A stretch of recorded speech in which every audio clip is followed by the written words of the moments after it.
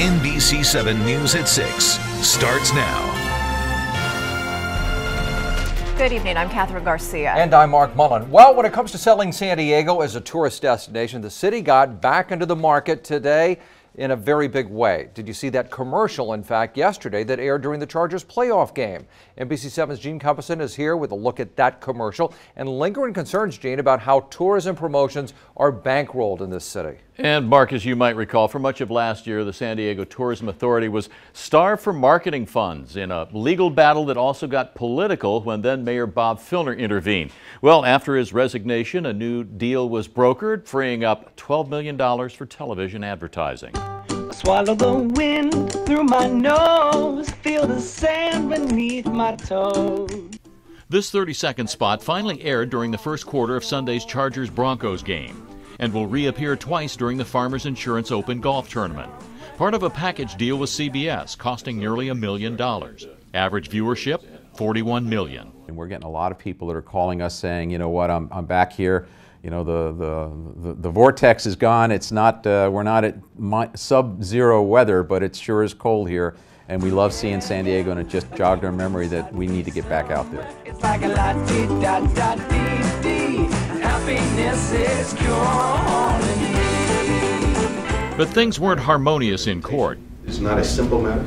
It's a very complex matter in terms of the legality of the tax. Namely, a 2% surcharge on city room taxes that came about in a private election among the city's hotel owners.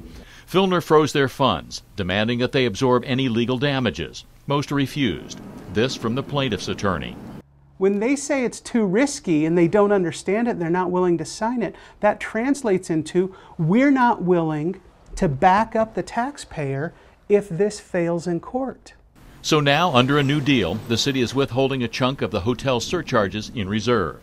Now, the folks that do support this new tourism marketing deal say that it's so important to market the region that it's worth taking this risk. That it's just so important that they've seen that when we don't market the region, that it has a real negative impact on the city's ability to draw tourists. Now, that tourism spot also will be airing in eight cities throughout the West in 6 states through the month of June, when more marketing money will flow. San Diego set aside for those legal risks is $187,500 a month, increasing to $500,000 a month next year, for a total of $30 million by 2017. Catherine. Gene, thanks so much. Police are asking for your help in identifying a woman found stabbed in La Jolla, very close to a well-known tourist destination. NBC7's Rory Devine is near the Birch Aquarium, which is what we're talking about at Scripps, where all day, Rory, folks have been really wanting to know what happened. Indeed, they have, Catherine. This is where the aquarium is, right behind me, where, as you said, tourists and residents have been coming and going all day. Now, I'm just going to take a few steps, and right down there, down that ravine, that is where the woman was found. Students at UCSD received alerts on their phones and emails. The alert said an unidentified young woman had fallen or was found in like the ravine by the shed over there. And that's about it.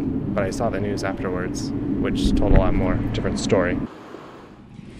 A different story, because this morning San Diego police told us they were investigating a possible homicide, suspected foul play. A woman found by a groundskeeper about 7 o'clock this morning. Stabbed multiple times, she was alive and was taken to Scripps Hospital, where she later died. Then, late this afternoon, new details. Police are now saying they believe it was not a homicide.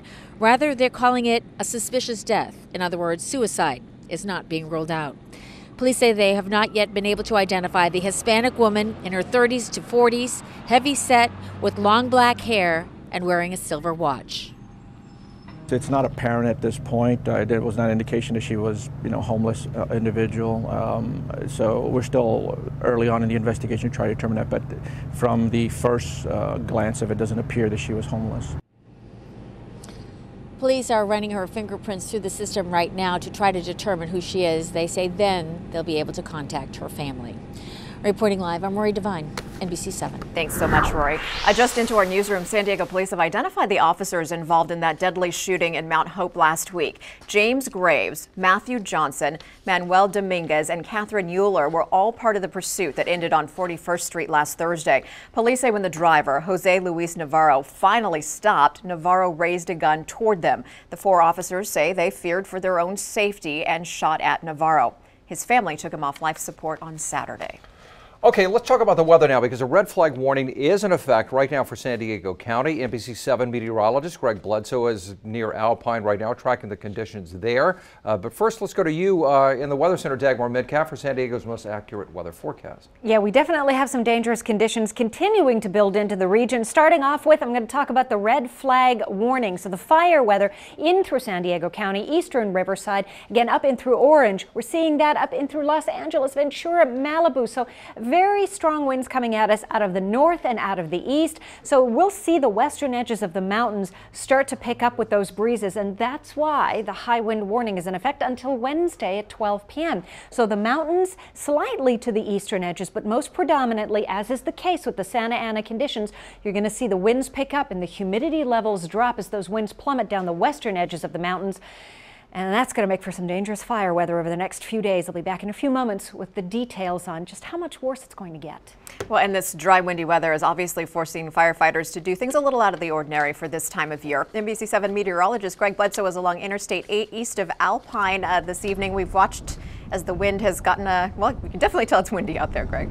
Yeah, it's been windy out here all afternoon. I have to admit, Catherine, though, it's cold out here too. However, windy and dry, and those latter 2 ingredients are a lot more important when it comes to our fire danger. A Santa Ana like this is not unusual or unheard of this time of year, but this year in particular, firefighters say it's a little bit scary. We've had gusting today around the county of more than 40 miles per hour at some of our weather stations. Now, combine that with the fact that we had multiple years in a row now below normal rainfall, including this year, and firefighters say this is a dangerous week because of that. Every CAL FIRE station around the county is being staffed 24/7 this week, and that includes all bulldozer crews and air resources. And this is a decision that's been made for the entire Southern California region this week, and one captain we spoke to today said this year they're being forced to pay for tools that they usually don't keep around except for in the summer and fall.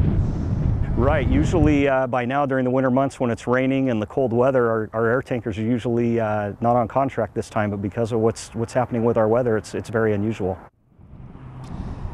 And that same captain told us that right now the brush is as dry as it normally would be during the summer months, and he said that any of the rain that we got last month or the month before, the effects of that rain already long gone. For now, reporting live east of Alpine, I'm Greg Bledsoe, NBC7. Greg, thanks. Shocking video tonight captures how a La Jolla man allegedly broke into a home before shooting his own brother-in-law. This one, part of a double shooting that happened back in September in the Bird Rock community. NBC7's Deanna Guevara is here with more from today's preliminary hearing. Well, Mark, prosecutors showed the video in court this morning. They hope it will help prove their case. This video comes from security cameras at Ronald Fletcher's house. It shows Peterson breaking through a window at the 43-year-old realtor's home. Prosecutors say Peterson then shot Fletcher in the stomach. Moments later, you see Fletcher appear wounded with what he says is the gun he was able to take away from Peterson. The two continue to struggle over the gun when the video shows Fletcher hit Peterson over the head with it. That's when Fletcher sits down, Peterson still yowling and pointing, when police walk in with their guns drawn. Fletcher is Hans Peterson's estranged brother-in-law. Peterson, a biotech executive, and Fletcher's sister, Bonnie, were going through a bitter divorce before the shooting happened. He was threatening in my office. He was threatening at my open house. He was threatening me with a gun. At that point in time, I believed what he said. When he was saying he was going to kill me, I believed he was going to kill me. I wasn't going to reason with a terrorist. Hans Peterson is charged with 3 counts of premeditated attempted murder. This is for also allegedly shooting his former business partner, Steve Dowdy, before making his way to Fletcher's house. If convicted, he faces up to 96 years to life in prison. Mark, Catherine. Okay, thanks, Deanna. Well, the Chargers' terrific run came to an end yesterday in Denver. It did, but there is some reason for optimism at Chargers Park. Sports Director Jim Lazovic here, and I think we were talking about this, the fact that this is the first year for the coach and the GM is a pretty big deal. They went so far. And some good young players stepped Yeah. up and played some good football. But football's Final Four does not include the Chargers. But it's also clear, as Catherine was saying, the Chargers are not far behind teams like Denver and New England. And no, I don't think play calling was the biggest problem yesterday. The Broncos set the tone on the Chargers' opening drive, sacking Philip Rivers twice. In all, they got 9 hits on Rivers and sacked him 4 times during the game. He has proven time and again, given time to throw the football, he'll move this football team. The other factor was a hobbled Ryan Matthews. He carried the ball 5 times for 26 yards before taking a seat because of a bad ankle, and that was a huge factor. Chargers aren't far from being a consistent winner, and there's still a lot of work to be done by everyone in the organization, especially the players, and they know it. The biggest thing is for us to stay together and keep that mindset, keep that focus and that belief that as long as we stick together and stand by each other, we can accomplish anything. And that showed second half of the year when we became that strong knit group that really stood by each other. So that's the foundation that we've set here, and we just got to continue to get better, and we all got to take those next steps to get better. Yeah, keep in mind, new GM, new head coach, lots of new players, and that was a giant step.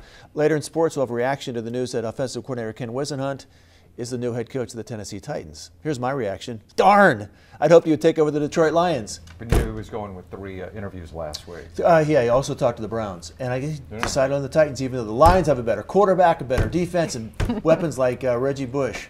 Come on, man. Anyway. Calvin Johnson, too. That's the life of a Lions Old fan. Calvin Johnson. That's right. Thanks, sir. Family and friends saying goodbye to loved ones who deployed from Camp Pendleton earlier today. But a former defense secretary says major changes could be on the horizon for the amount of time that they're gone. Why you need to look into financing before you start shopping for a car. I'm Consumer Bob. I'll explain coming up in just a few minutes. A developing story out of Orange County. 2 former Fullerton police officers are acquitted in the violent death of a schizophrenic homeless man. Manuel Ramos and Jay Cicinelli were charged with striking Kelly Thomas with a baton and stun gun, which was caught on camera. Thomas died 5 days later. Well, today, a jury found Ramos not guilty of second-degree murder and involuntary manslaughter. Cicinelli was acquitted of involuntary manslaughter and excessive use of force. Fullerton's chief of police, Dan Hughes, released this comment on the verdict, quote, "We respect the jury's verdict and appreciate the consideration the jury gave to the evidence. We understand that there may be a wide variety of reactions to the verdict and encourage anybody who wishes to express their feelings to do so respectfully." 140 Camp Pendleton Marines said goodbye to friends and family this morning and left for Afghanistan. The 1st Marine Expeditionary Force troops are leaving as part of the last major deployment in the war in Afghanistan. By the end of the year, U.S. troops will pull out of the Middle Eastern country, nearing the end of the 12-year war. They say parting with their loved ones, of course, it's difficult, but they say they're ready. Training for and whatnot, and that I get to go and some guy with a family gets to stay back and be with their family. Well, one request from a lot of these Marines, send them mail. A security agreement between Afghanistan and the U.S. will determine how many American troops will need to stay there beyond 2014. Meantime, former Defense Secretary Robert Gates said today in an interview with NPR that extending combat deployments may have taken a greater toll on our troops fighting in Iraq and Afghanistan. NBC7's Megan Tivrizian is here to explain. Megan. Well, Mark, former Defense Secretary Gates said during this surge there was not enough troops, so he had 2 choices: shorten tours at home or lengthen tours in the combat zone. Gates chose to extend combat tours to 15 months, and now he thinks the emotional cost to the troops was high. Well, I have no statistics to prove it, but I believe that those 15-month tours had to have aggravated the post-traumatic stress problem and probably the suicide problem. We talked to Dr. Sonia Norman at the VA San Diego Medical Center, who says that research supports Gates' claims that longer deployments increase the likelihood of having mental health problems. She says 1/3 of the returning troops from Iraq and Afghanistan she sees have post-traumatic stress disorder, and anything can set that off. You know, there's a lot in San Diego that might be reminders of things that happened during the deployment. I mean, for some of our veterans, it could even be sand on the beach or the smell of fuel or driving on the freeway and thinking that garbage on the side of the road might be an IED. So certainly coming back to an urban setting, there could be some very specific reminders. The VA San Diego healthcare system has a variety of programs that help people with PTSD. They also offer something called telehealth, which allows patients to get treatment even if they don't live near the center. Megan Tavrizian, NBC7. All right, Megan, thanks very much. Well, a good deal on the car lot can quickly be erased by a bad loan agreement. That is why you need to separate your car shopping from your loan shopping, according to our friend, NBC7's Consumer Bob, who is here with some advice on all of this. Yeah, you know, we're in 2014, so it's a good time to be hitting up the lot for those 2013s. But you got to make a wise decision here. And while 15 to 20% of car buyers still are paying cash, most are financing those new cars. Trouble is, when you go car shopping, it's easy to be distracted by that new car smell and forget the importance of the loan. That's why my advice is always go loan shopping before you go car shopping. Now, I admit that's not as fun as getting behind the wheel of a new car, but knowing what you can afford before you hit the lot puts you in the driver's seat of your personal finances. You have options for a loan from the car dealers to your own bank or credit union. See what they have to say and then start picking out cars. I can find out what you're looking for, how much you're looking to buy. I can get you pre-approved ahead of time so that you know how much you qualify to finance. And that way you know what your payment is before you even step on the lot. And here's the deal. If you already have financing when you step onto the car lot, then you can just worry about looking for the right car. You don't have to get caught up in the interest rates and monthly payments. That's already done. After you pick the car, feel free letting the dealer know about your financing and see if they can then beat that particular deal. Okay, and for some folks who may not be in the market for a new car but a used car? Same rules apply. Yeah, definitely. You still, if you're going to finance that car, definitely arrange financing first. It'll make you a better consumer, and that's what I want you to be, okay? Now, of course, most of these cars we're talking about need to take a gas to get from here to there. Will that car or that gas cost you more this week than last? I told you prices should come down through the weekend, and today they are down 3 cents to an average of $3.66. But will this steady drop continue? Here's my gas price forecast. Gas supplies are still high in Southern California. Demand is down. That means prices should continue to fall. Now, we had a report over the weekend, a refinery problem in Los Angeles. That could get in the way here. But for now, we're calling for prices to drop between 1 and 3 cents by the end of the week. So wait a couple days if you can, then shop around and fill your tank. You'll save money. Diesel prices also dropping 3 cents this weekend. But again, will it last? For answers to that, you'll just have to watch my next forecast. And that will be on Thursday. Okay, look forward to it. Bob Hanson, thanks very much. Yeah, we still have a lot to get to here on the news at 6, including the controversy surrounding the release of a sexually violent predator. We'll take a look at where he's being released and why that particular East County community says it's really become a dumping ground for criminals. Okay, first it was Target, and now Neiman Marcus announces it was hacked too. We'll tell you what you can do to protect your personal information when you shop at those big department stores. Also, you remember the Octomom, Shirley. She's going to have to face a judge on Friday. What investigators say she did and why she may be facing prison time. And dangerous Santa Ana conditions are building in over the region. I'll be back in a few moments. We'll talk about the red flag warning that's going to get worse. I'll be back in just a few moments. We'll talk about what's in store for the next 2 days for San Diego. Details coming up. Well, yeah. Christine? Oh, Mark knows that it's getting drier because the chapstick is having to come out. I love Dagmar's forecast, but my own barometer is eating chapstick from my lips are better than my relative humidity meter, right? Sometimes, right. Yes. Yeah, well, it's getting drier. He's right. Thanks, Garcia.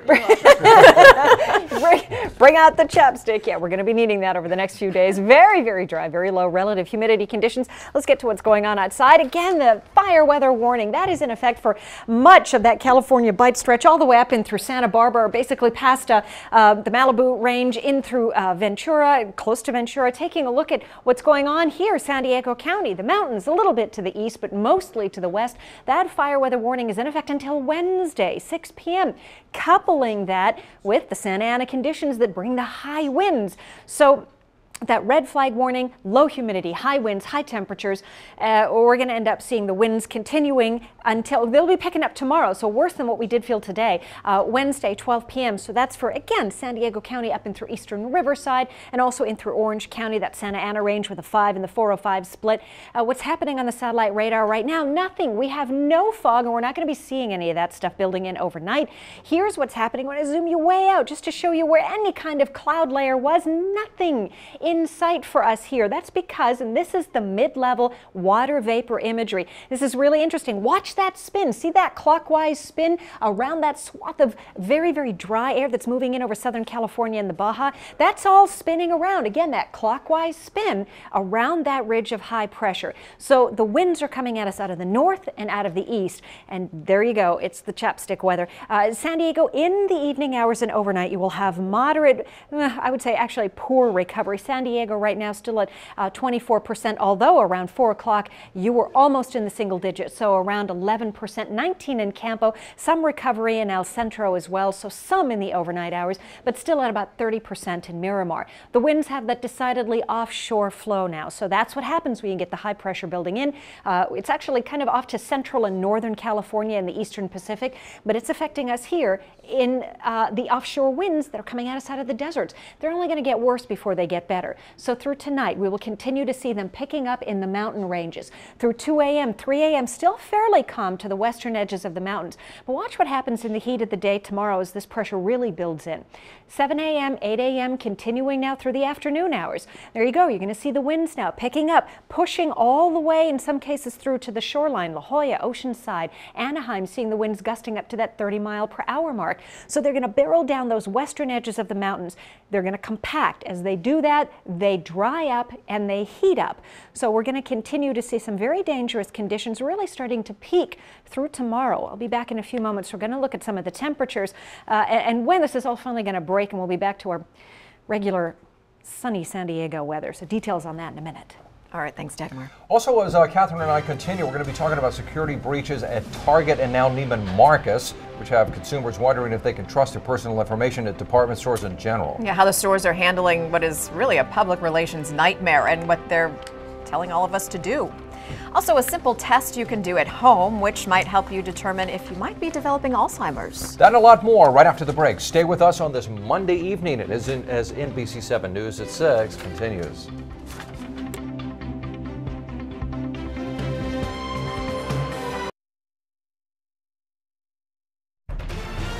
You're watching NBC 7 News at 6. A judge now has ordered the release of a sexually violent predator into the East County community of Jacumba today. Judge Howard Shore ordered the release of Mikkel Marshall after deeming the man safe to be released back into society sometime before February the 10th. Marshall has spent 14 years in prison for molesting 4 young boys between 1992 and 1994. Residents of Jacumba argued their community has become a dumping ground for these predators because it's in a rural location, and they say they're simply not equipped to handle the possibility of these criminals acting out again.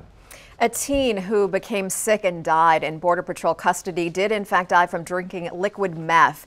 A new medical examiner's report says San Ysidro Port Border agents questioned 16-year-old Cruz Marcelino Velasquez Acevedo about 2 bottles of amber liquid he was carrying on November 18th.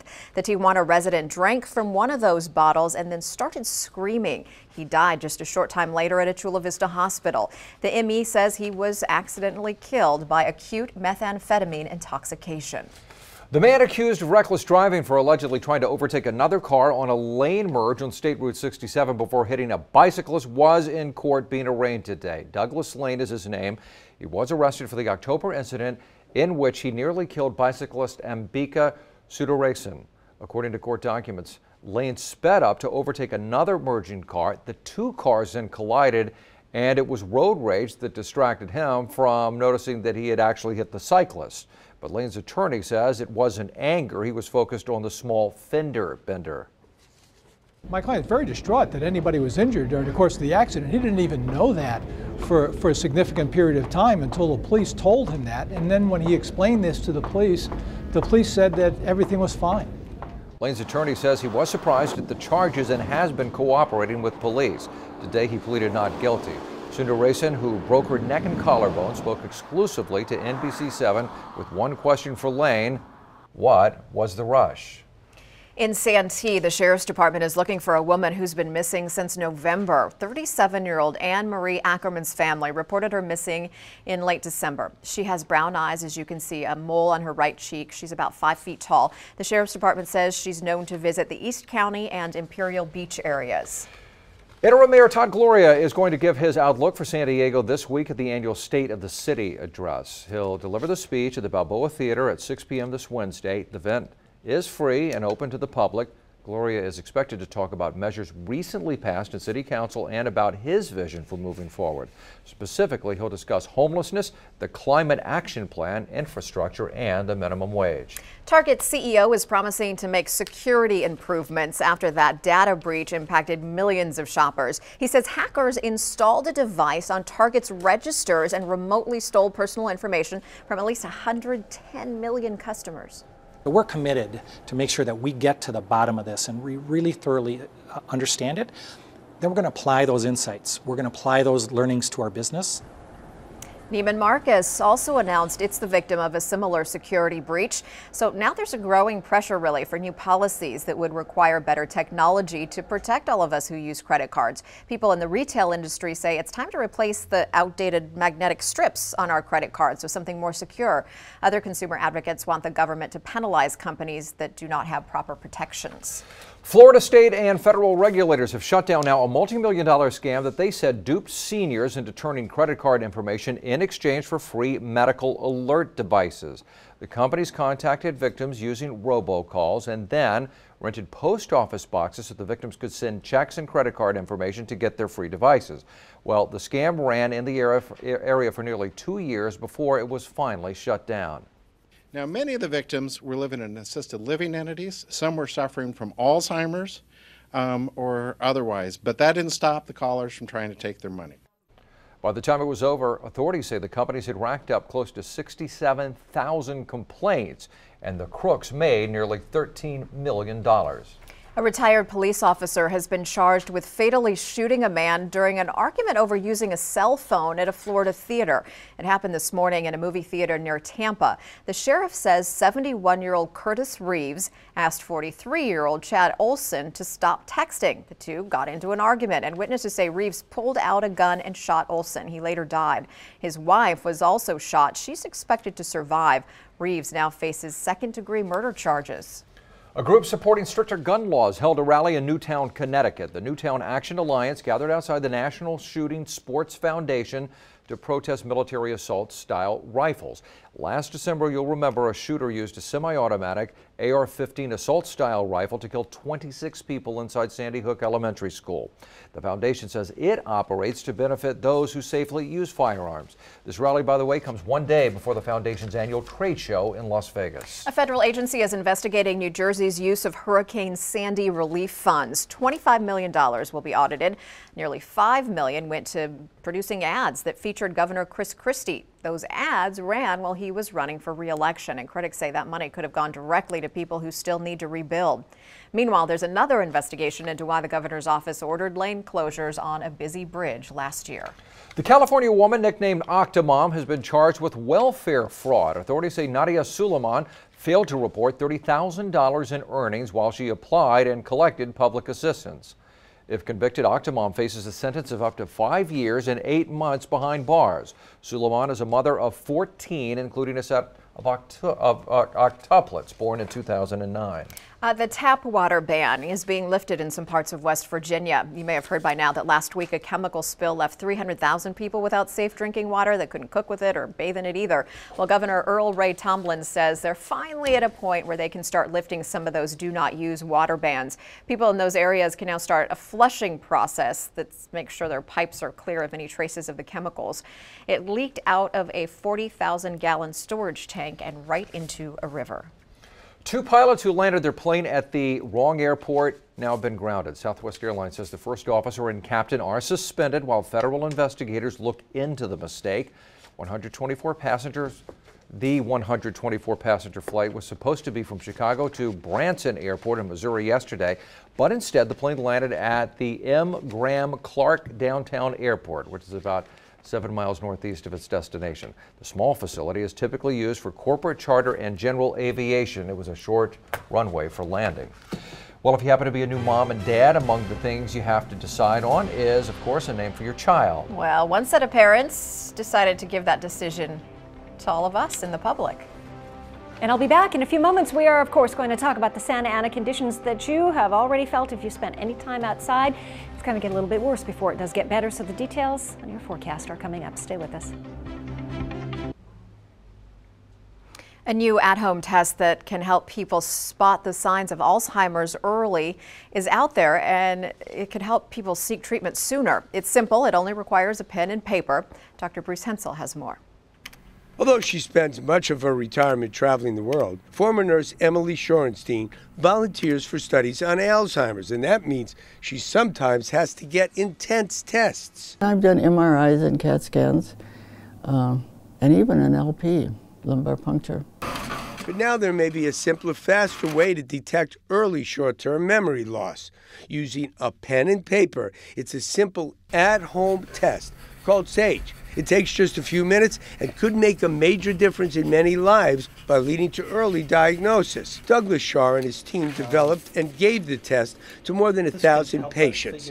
They found that nearly 30% showed early signs of thinking problems they did not know they had. If we see this change, we can catch it really early. Which is crucial, because most Alzheimer's patients delay treatment for 3 to 4 years. We're finding better treatments, and if you start earlier, you do much better than if you start the treatments 2, 3, 4 years later. In addition to early diagnosis, the test may be used to follow results of treatment. Emily does not have signs of early memory loss, but she feels the research and the test will help millions of others quickly, and herself, if her memory does falter. If I would show any early signs that they thought they could treat, then they would let me know, so I would be able to get treatment maybe earlier. A group of doctors is objecting to the new blood pressure guidelines. You might remember last month the panel of experts suggested raising the blood pressure target for adults older than 60. Well, now those patients will only be offered medication if their blood pressure reaches 150 instead of 140. Well, members of the panel who voted against it say there are not enough studies to support this change. The doctors say they are worried that a group of patients who could benefit from treatment are now going to be excluded. The vehicles that will drive the future of the automotive industry are in Detroit today for the start of the North American International Auto Show. It is the biggest car show in all of North America, and for the first time in years, there's a sense that things in the business may be shifting into high gear again. Jay Gray is at the show with a closer look. It's like a giant garage in the heart of Motor City filled with the flash and future of the automotive industry. Detroit is the show in North America. There's no question about that. And little question, the car business is racing into a new era. Whether it's high-end luxury or high-performance, sports cars, sedans, SUVs, or even the futuristic concepts, a bumpy ride marked by bailouts 5 years ago has shifted into the fast lane now. 4 consecutive years of growth and profits, success on display in Detroit this week.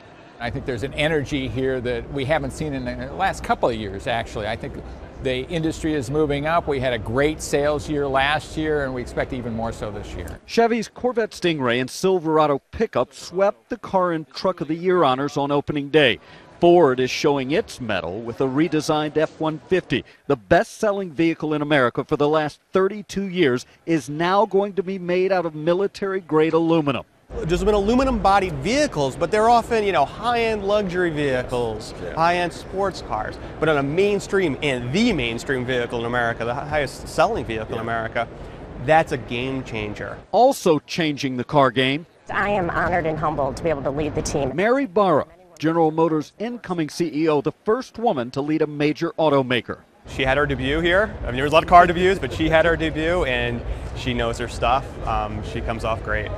Just one more example of changes driving the future of the industry. Yeah, the immediate future looks really strong with predictions 2014 sales could top 16 million units. Jay Gray, NBC News, Detroit. And speaking of Detroit, $330 million is being pledged to preserve artwork now at the Detroit Institute of Arts.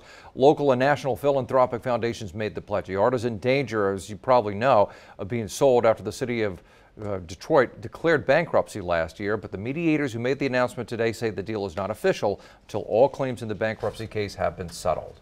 Okay, so maybe you need help picking a name for your baby. You could turn to family members, friends, maybe the internet. One couple is using Reddit for suggestions. Stephen McLaughlin says he's letting the internet name his daughter. She's due in April. Right now, the top name is Amelia Allspark. So there you are. Other suggestions include Wacky Taco, Zelda, and not Zelda. McLaughlin says, though, you knew this was the case, he and his wife were ultimately going to be making the final decision on his daughter's name. Guessing Wacky Taco is not going to make the cut. Okay, well, popular and controversial TV shows like Teen Mom and 16 and Pregnant may actually help prevent teen pregnancy. There's this new study from the National Bureau of Economic Research, and it found that the shows kind of act as a sort of sex education for the 21st century. Researchers estimate that 16 and Pregnant led to a 5.7% reduction in teen birth rates in the 18 months after its debut. They found a lot of teens would search and tweet about birth control and abortion even after watching those shows. Check in with Dagmar once again. High fire danger continues even though the weather feels cool. It does feel cool now, yeah, cooling down in the overnight hours. We did get another great sunset shot out there. I think the chopper got some really nice pictures because we had clear skies all the way around. So look at that golden glow, and look how clear this is. I want you to take a look at the horizon where you can actually see San Clemente and Catalina. Not often you can see that through the haze, but look at how clear that was out there tonight. So a beautiful sunset shot, and yes, we are still dealing with the red flag warning, so we're continuing to see some very dangerous conditions out there. Red flag warning in effect until Wednesday, 6 p.m. through much of Southern California. Also coupled with the high wind warning in effect until Wednesday, 12 p.m. So of course in through San Diego County and mostly to the western edges of the mountains, because when those winds come from the north and from the east, we see them barreling down the western edges of the mountains again, compacting. When they do that, they heat up and they dry up. So we're going to continue to see the winds pick up in the overnight hours. Now watch through 3 a.m. still calm to the western edges. And then it starts to pick up, 7 a.m., 8 a.m., heading in through the day Tuesday now. We're going to start to feel the effects of the Santa Ana conditions pushing to the west, pushing to the shoreline, potentially gusting up to that 30-mile-per-hour range in La Jolla. Encinitas, you're going to see some stronger winds up and through Anaheim. This will continue through the majority of the day through tomorrow before finally calming down overnight Tuesday, and that's why that wind warning expires Wednesday. But we're still in for some breezy conditions here through Tuesday night and Wednesday morning as well. For tonight, along the coast, clear skies like the chopper shot was showing you. Humidity levels so low, dew points, not a chance of seeing any fog forming. 52 along the coast, 53 inland. Dry and windy, as I just showed you. You're going to see some of those winds pick up in the overnight hours towards the morning hours.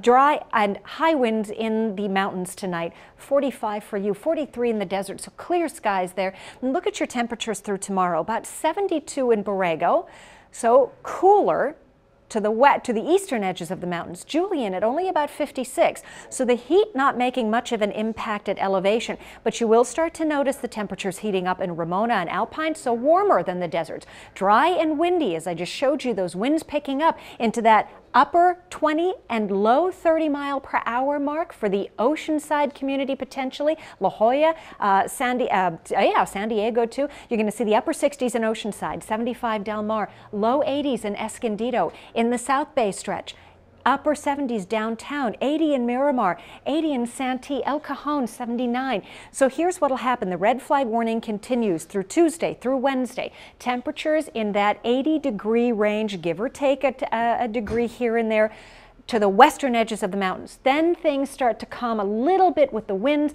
and they also start to cool off just a little bit with the temperature range, but you'll still have some dry conditions, although hopefully out of that single-digit range, which is what we were close to here in San Diego today. So low relative humidity will remain with us also in the mountains and the deserts. Obviously staying not quite as hot though.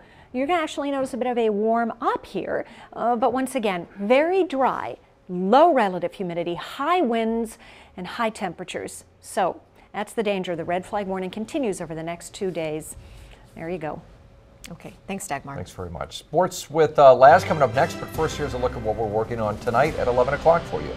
The very reason it is so dangerous to use a cell phone while driving. Tonight, police dash cam video captures a driver weaving in and out of lanes. The outcome of this accident waiting to happen. We'll be right back.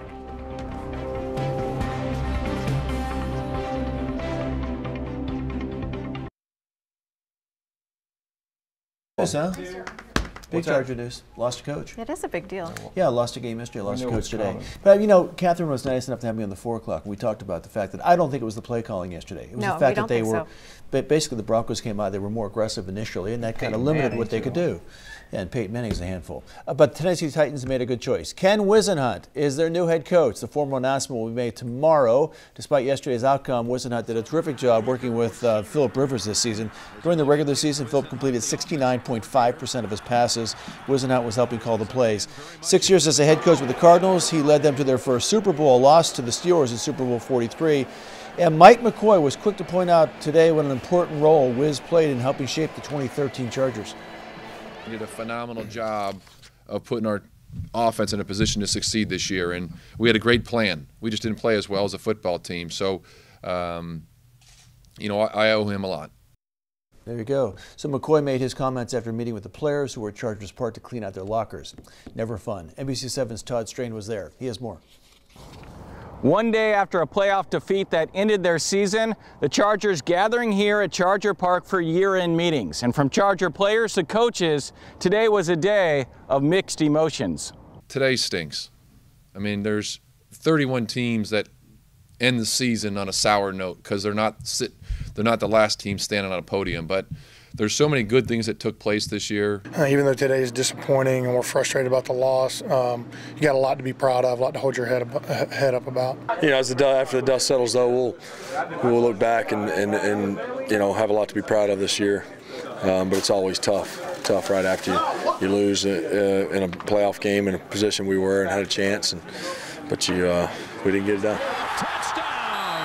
Despite the defeat in Denver, the Chargers exceeded expectations this season. And today in the locker room, optimism for next season was already running high. The future is very bright. We're ready to go. We know what we had as a team. We know what we can build off of, especially with the coach that we have, Mike McCoy. He's definitely a leader. He gets us going, and you know, we definitely bought into him. So we're just ready to see what happens next year. You know, sky's the limit. You know, we just got to, you know, stay focused and stay on. Everyone has to have one thing on their mind, and you know, just get ready. We didn't get what we wanted. Obviously, you know, you take one situation and you say we didn't win the Super Bowl, but we got a lot of good things. We did a lot of good things this year. So we just looking forward to the offseason and then looking forward to making another run next year. Now the Chargers' late season success really supercharged the city. San Diego came alive with Chargers spirit. From bolo ties to beards, Charger fans were loud and proud, and their voices were heard. We appreciate the support. They were awesome. You felt the energy even in Denver. You know, a couple of those touchdowns. There's a lot of Charger fans that welcome home here after Cincinnati. So the fans here have been great. Just to see everybody excited about football again is something, you know, special to me. To see this city excited about, you know, the San Diego Chargers.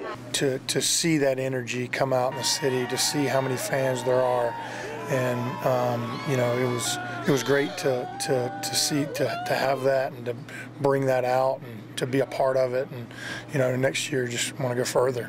The Charger coaches and front office will take a few days off, then get to work on next season, scanning a list of potential NFL free agents and planning ahead for the May NFL Draft. At Charger Park, I'm Todd Strain for NBC7. I know Mark and Catherine have some questions for me, but first, the Aztecs. They keep climbing in the rankings after 2 more wins last week. Aztecs are now number 10 in the AP rankings, number 11 in the coaches rankings. They host Fresno State on Wednesday, so have at it. Okay, all right, so first of all, when you were playing for the Chargers, yes, on the last day, what happens in these sort of like little exit meetings? Well, you meet with your position coach, and they talk about the season you had, and most often they were pleased with my work, and they make suggestions for what to do over the next few months, and then wish us well. And for guys, but if you have an injury or something, the facility's still available to you. You go in, you talk to the trainers and the doctors, and you're in touch with them until you get completely healthy. Will they put you on notice if you haven't played to their expectations? Oh, absolutely. Yeah, absolutely. Even that early on. Yeah. I wanted to know how long you would goof off for once the season ended. I never stopped goofing off, did I? About 4 or 5 weeks. Yeah. Yeah, you know, travel slowly maybe. Get back, travel a little bit. Do you eat anything you want to and all? You eat anything you want. Lots of ice cream in my case. Yeah. No, it's time for those guys to relax and enjoy it. They've worked hard and really encouraged by this group of players. There's not a jerk in the bunch. I mean, you go in that locker room, and there's everybody's hard at work trying to get better and trying to make the team better. And for a rookie head coach to go this far first year.